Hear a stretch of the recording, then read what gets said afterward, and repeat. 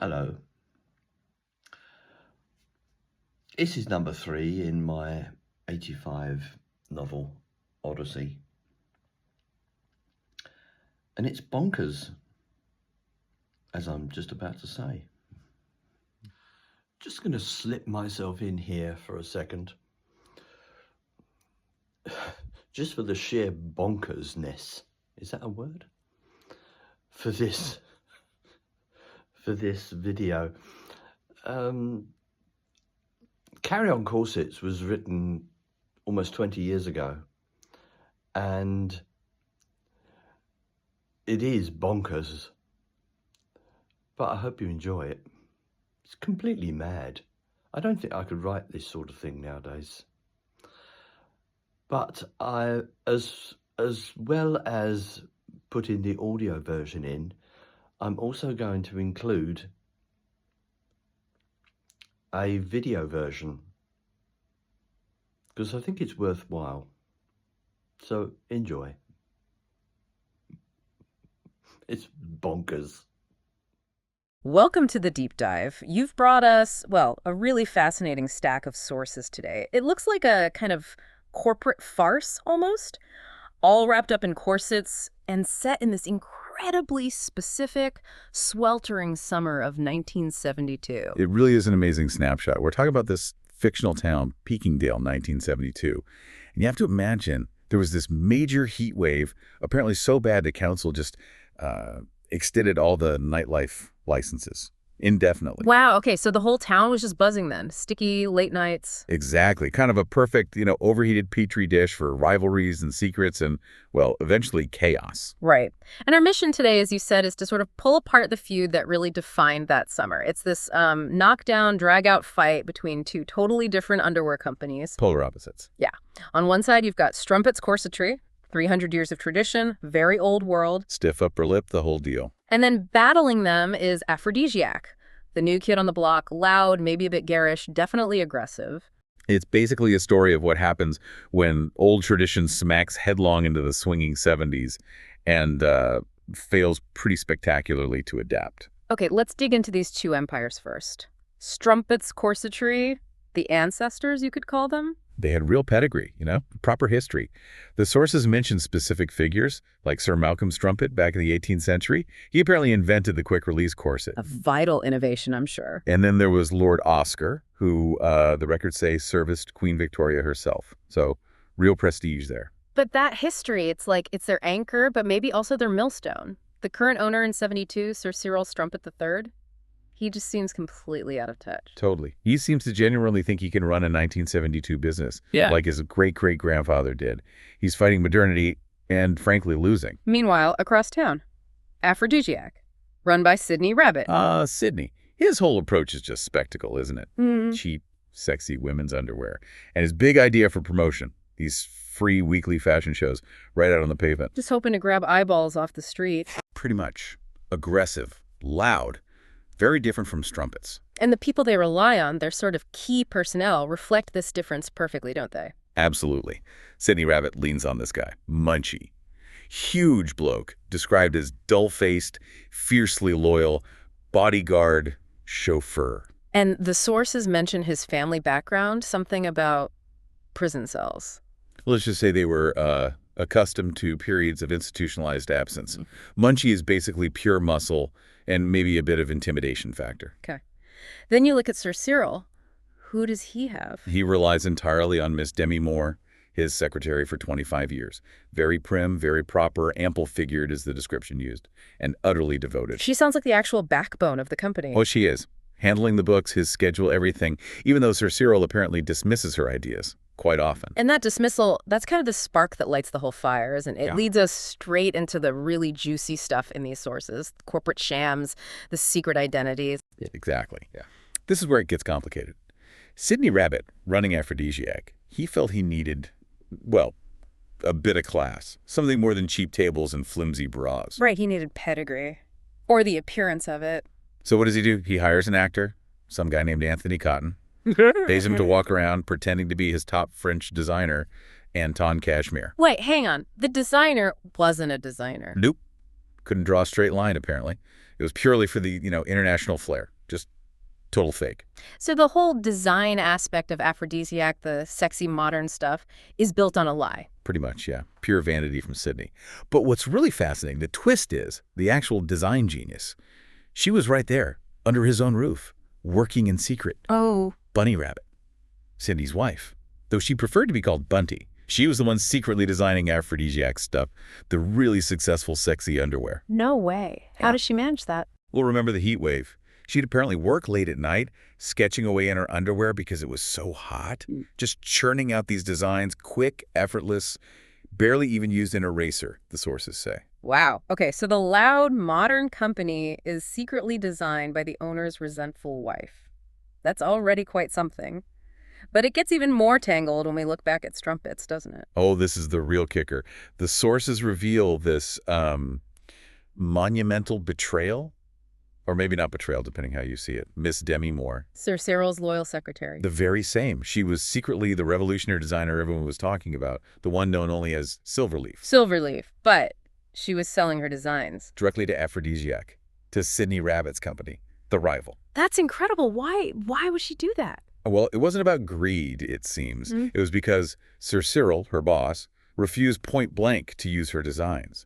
He had this old-fashioned idea that, women should wear corsets, not design them. So she had all this talent, these modern ideas, and he just wouldn't listen. Exactly. She needed an outlet. And Sidney Rabbit, or rather his company, unwittingly provided that market for her revolutionary work. Okay, my head's spinning a little. Let me get this straight. The real designer for Aphrodisiac is Sidney's wife, Bunny.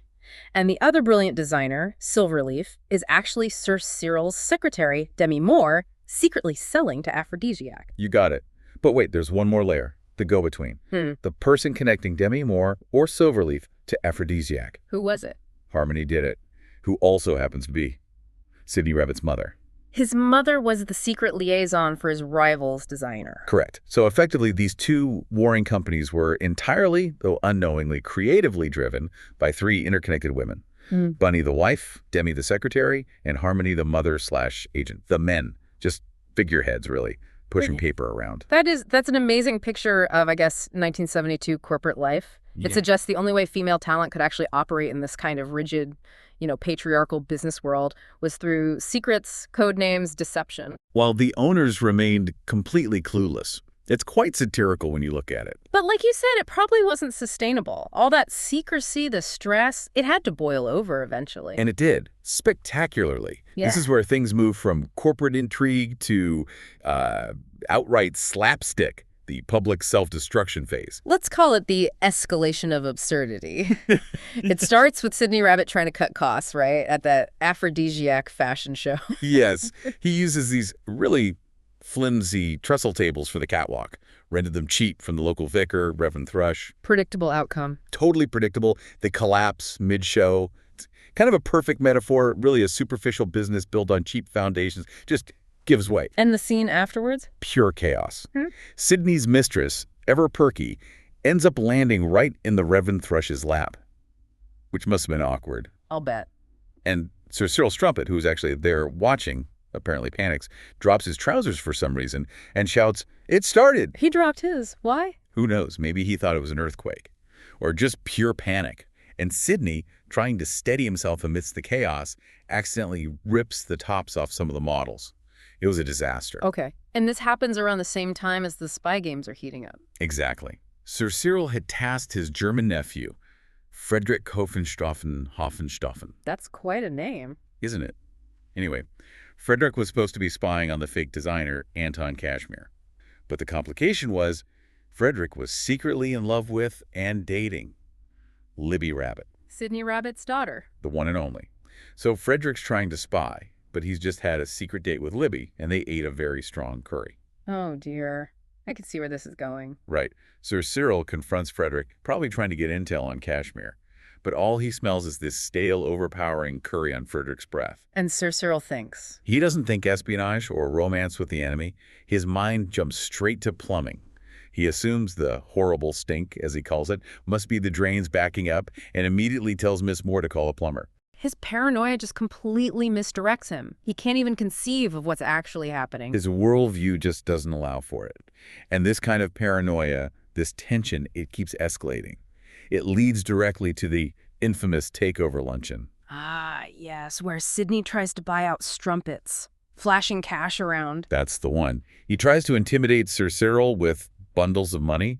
Sir Cyril naturally is insulted, calls Aphrodisiac's lingerie cages, and, well, things deteriorate. This is the soup war, isn't it? The legendary soup war. Reverend Thrush, who seems to be everywhere and possibly slightly tipsy again, takes offense at something and throws his soup right onto Sidney Rabbit's trousers. Okay, that's a start. Then someone throws ice water in Sir Cyril's face. Then Bunny Rabbit, also maybe a bit tipsy and probably seeing a chance to get back at Sidney, throws her soup. Who does she hit? She hits Ever-Perky, Sidney's mistress, and that just opens the floodgates. It descends into a massive drunken food fight. Jam tarts, custard pies flying everywhere. Or like something out of a comedy film. Totally. And the best part, Mr. Tessie, the local newspaper photographer, was there and captured the whole thing.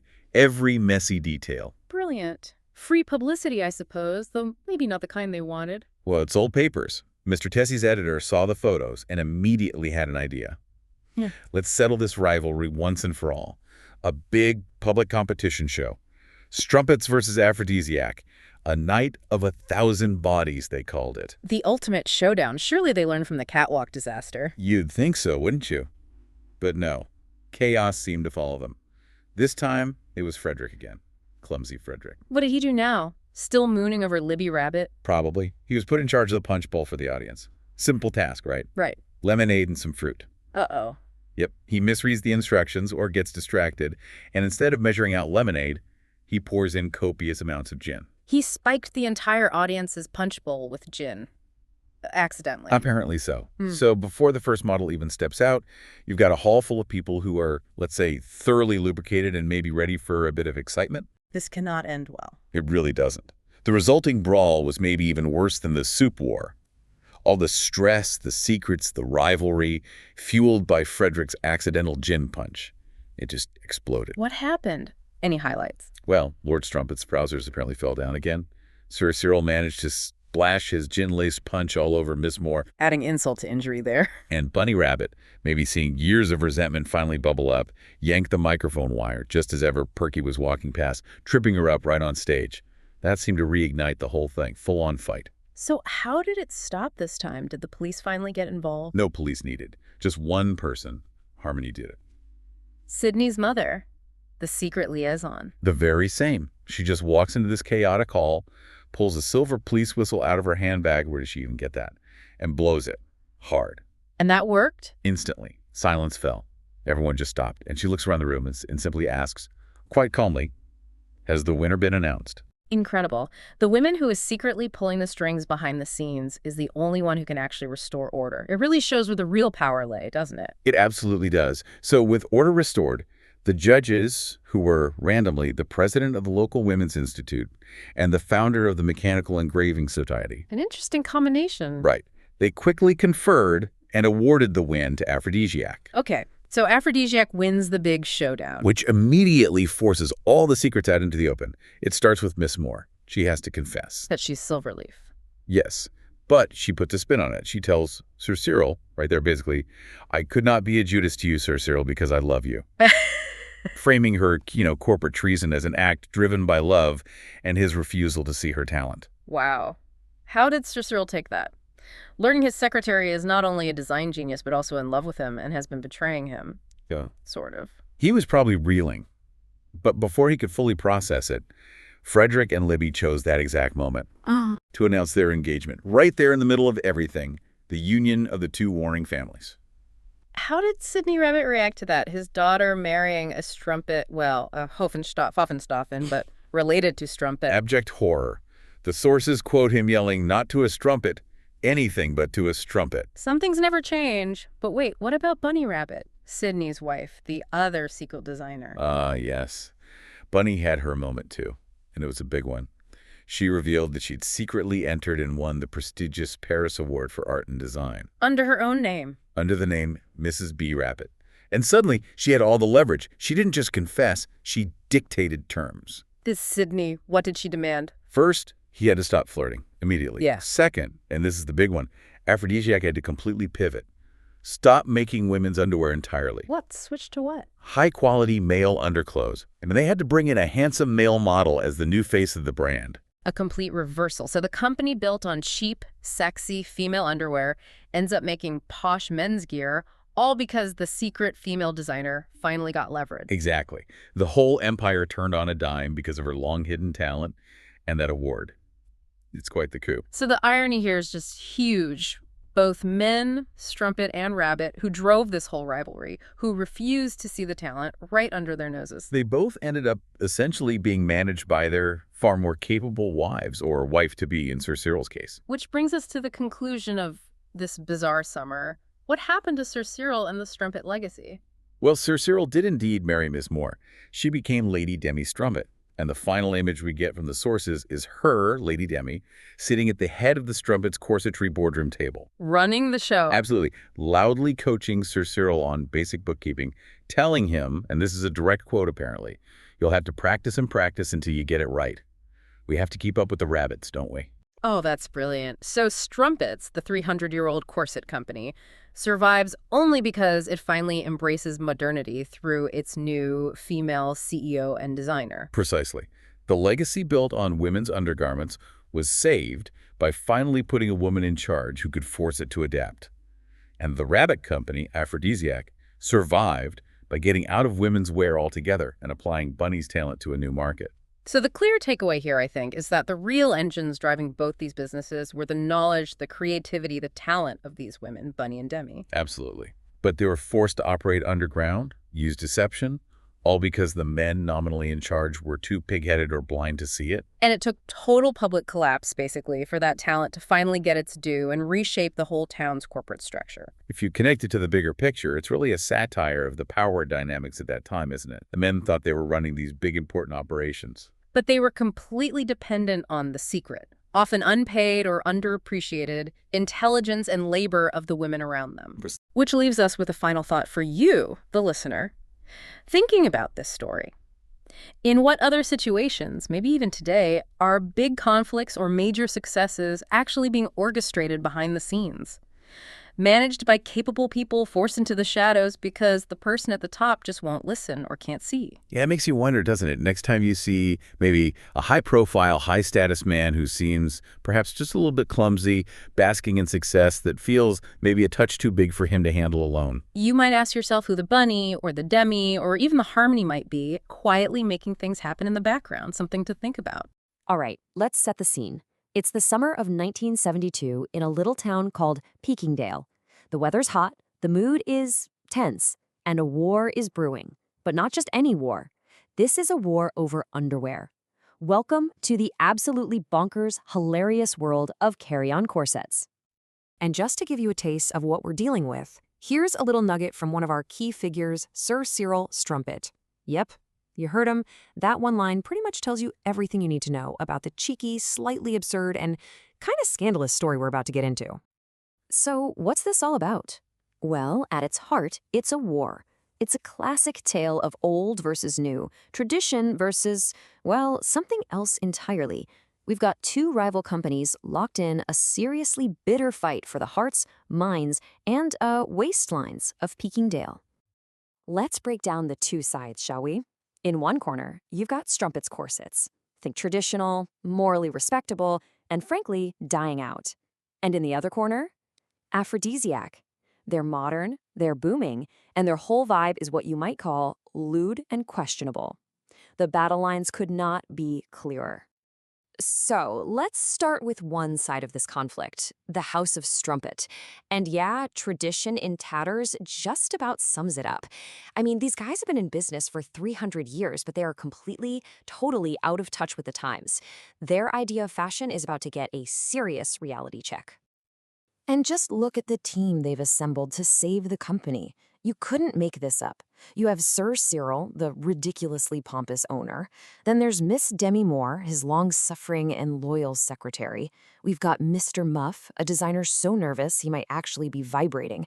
And to top it all off, Frederick, Sir Cyril's, let's just say, clumsy German nephew. This is the crew trying to steer a sinking ship. So what's their big, brilliant idea to turn things around? Their master plan is a brand new corset designed for the fuller figure. It's called the Willow. They're betting everything on this one design. They think it's going to crush Aphrodisiac and restore the Strumpet family name. No pressure, right? So how did the big debut of the Willow go? Well, this quote from the poor designer, Mr. Muff, says it all. After basically wrestling a model into the thing, she passed out cold. Yeah. Their game-changing new product was a complete and utter slapstick disaster. Okay, so while all of that's happening, let's hop across town to the competition. Over at Aphrodisiac, business is absolutely booming. Their philosophy is pretty simple, and you know what? It works. Sex sells. They are everything Strumpets is not. They're flashy, they're modern, and they are wildly popular. And the team here is a whole different story. You've got Sidney Rabbit, the sleazy, scheming owner. His wife, Bunny, who's meek on the outside but secretly creative. Then there's Ever Perky, who is not only Sidney's mistress, but also his corporate spy. Munchie, the bodyguard, who's also called a human dustbin. And of course, Anton Cashmere, their supposedly famous French designer. And this is exactly how Sidney Rabbit operates. His fashion shows are the talk of the town. He literally just throws together a wobbly catwalk out of old tables, and crowds of men just line up to watch models strut around in his racy designs. It's cheap, it's a little trashy, and it's incredibly effective. But you know, this isn't just a simple story of old versus new. Oh no. Behind the scenes, this whole rivalry is being fueled by a crazy tangled web of secrets, a little bit of sabotage, and, well, soup. Yes, soup. You won't believe the layers of deception here. Let's break it down. First, the secret designer behind all of Sidney's hit products, it's actually Miss Moore, Sir Cyril's own devoted secretary. Second, that famous French designer, Anton Cashmere, total fake. He's just a British actor. And to top it off, we have some star-crossed lovers. Sir Cyril's nephew is secretly in love with Sidney Rabbit's daughter. It's chaos. So with all these secrets swirling around, you just know something's gotta give. And boy, does it. The whole thing explodes when Sidney Rabbit invites the Strumpet crew to a luncheon. He says it's to talk peace, but his real plan? A hostile takeover. What could possibly go wrong? What could go wrong? The answer is literally everything. The whole luncheon just spirals into total chaos. Sidney insults Miss Moore, which leads to a bread roll being thrown at the local vicar. The vicar, not one to take that lying down, throws his soup back at Sidney. Before you know it, it's an all-out food fight, and the Strumpet team is forced to beat a hasty, humiliating, food-covered retreat. And the fallout from this disaster? Well, this quote from a very defeated and very smelly Sir Cyril tells you everything you need to know. The bitterness is real. The battle lines aren't just drawn anymore. They've been completely soaked in soup. This war is officially personal. So, after all that chaos, the food fights, the secrets, the sabotage, it really makes you wonder, doesn't it? In this town full of posturing aristocrats and sneaky businessmen, who is the real creative genius behind Peekingdale's underwear war? You know, the answer might just be the one person you'd never expect.